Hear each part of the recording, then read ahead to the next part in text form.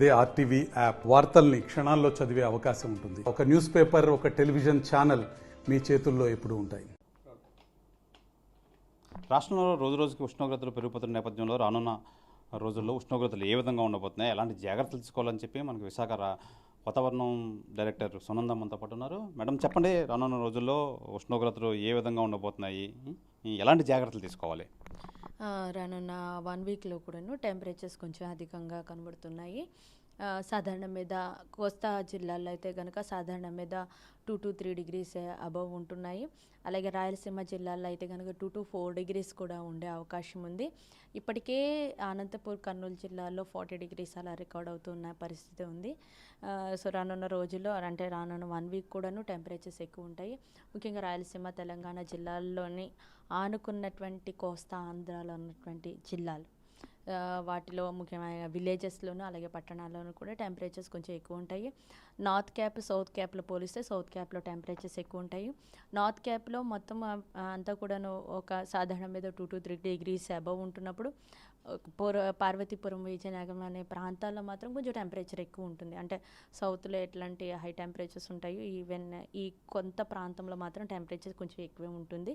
So ముఖ్యంగా ఈ ప్రాంత ప్రజలందరూ కూడాను ఏమైనా అన్ని చోట్ల కూడాను టెంపరేచర్స్ అబవ్ నార్మల్ మీద అంటే సాధారణ మీద ఎక్కువ టెంపరేచర్స్ రికార్డ్ అవుతున్న నేపథ్యంలో ప్రజలందరూ కూడా అప్రమత్తంగా ఉండాలి. ముఖ్యంగా 11 to 2:30 అనేది టెంపరేచర్ తీవ్రత ఎక్కువ ఉంటుంది, ఉష్ణోగ్రత తీవ్రత ఎక్కువ ఉంటుంది కనుక సో ఆ టైంలో బయటికి వెళ్ళేటప్పుడు ఖచ్చితంగా ఒక షేడ్ అంటే గొడుగులు వాడడం కానీ, స్కార్ఫ్స్ వాడడం కానీ లాంటివి చేయడం వల్ల కొంతవరకు ఎండ తీవ్రతని డైరెక్ట్ ఎక్స్పోజర్ కాకుండా కాపాడుకోవచ్చు.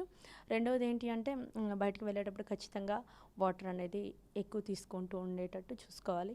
ఎందుకంటే ఈ యొక్క పెరుగుతున్న టెంపరేచర్కి మన బాడీ కూడాను ఏంటంటే డిహైడ్రేషన్ ఎక్కువ బయటకు చెమటన రూపంలో బయటకు వెళ్ళిపోతూ ఉంటుంది. సో దట్ మనకి బాడీ కూల్ అవుతూ ఉంటుంది. కానీ ఆ ప్రాసెస్లో వాటర్ అంతా కూడా లూజ్ అవుతాం కాబట్టి ఎక్కువ వాటర్ తీసుకున్నట్లయితే వాటర్ కంటెంట్ ఎక్కువ ఉండేటట్టు ఏదైనా వాటర్ తీసుకుంటే మంచిది. సో అలా తీసుకొని ముఖ్యంగా వృద్ధులు, పిల్లలు కూడాను తగినంత జాగ్రత్తలు అయితే తీసుకోవాలి.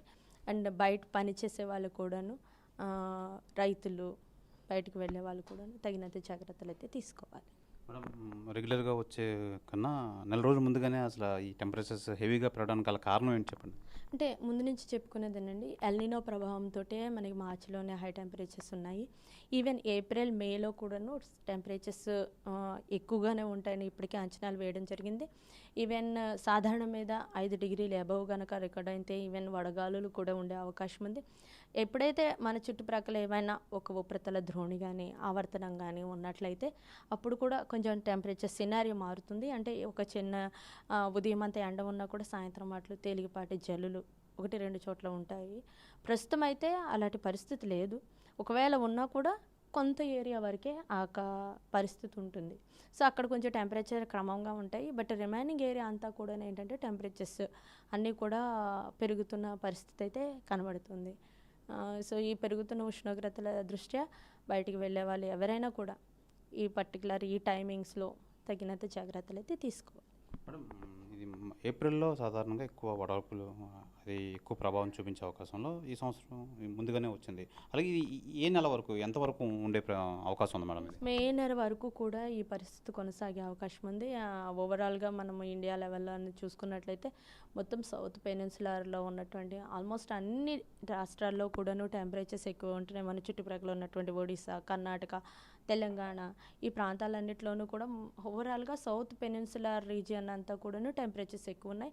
ముఖ్యంగా మన ఈస్ట్ కోస్ట్లో కూడాను ఈ టెంపరేచర్స్ ఎక్కువ ఉండే అవకాశం ఉంది. సో అందువల్ల ఎప్పుడైతే ఎక్కువ ఉంటాయో వడగాలులు కూడా ఉండే అవకాశం అయితే ఉందని ఇప్పటికే అంచనాలు వేయడం జరిగింది. మేడం, ఆల్ ఆఫ్ సడన్ 3 నుంచి 5 degrees పెరిగే అవకాశం ఉందని చెప్పి హెచ్చరికలు జారీ చేస్తున్నారు. ఏం చెప్తారు దానికోసం? ఎస్, టెంపరేచర్స్ అంటే ఇప్పుడు మనకి ఈ ఎల్నినో ప్రభావంతో కూడా టెంపరేచర్స్ పెరిగినాయి. సో దాంతో తర్వాత క్లియర్ స్కై కండిషన్స్ ఉన్నాయి. మనకి ల్యాండ్ మీద నుంచి గాలులు అనేవి వేస్తున్నాయి, సౌత్ వెస్టర్లీ విండ్స్ ఉన్నాయి. ఎప్పుడైతే ఈ విండ్స్ ఉంటాయో డెఫినెట్గా మనకి టెంపరేచర్స్ అయితే అధికంగా ఉండే అవకాశం ఉంది.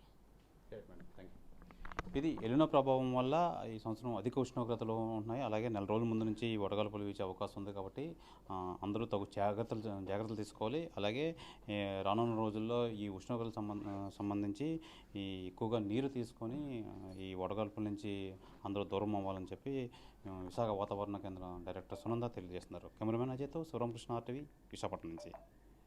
మరిన్ని వీడియోస్ కోసం ఛానల్ ని సబ్స్క్రైబ్ చేయండి. లేటెస్ట్ అప్డేట్స్ కోసం వాట్సాప్ ఛానల్ ని ఫాలో చేయండి. అండ్ లింక్ డిస్క్రిప్షన్ లో ఉంది.